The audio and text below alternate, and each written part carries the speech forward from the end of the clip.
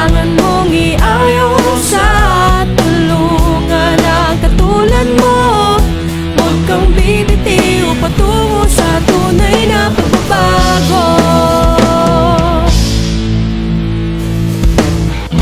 Ika'y naguguluhan kahit hindi mo man batiin.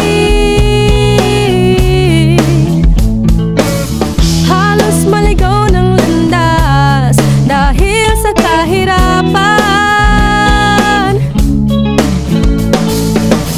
Pero pinipilit mong labanan ang tukso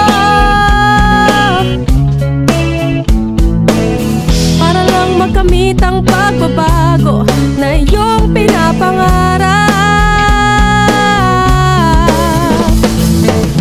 Kahit ika'y baluti ng dilim,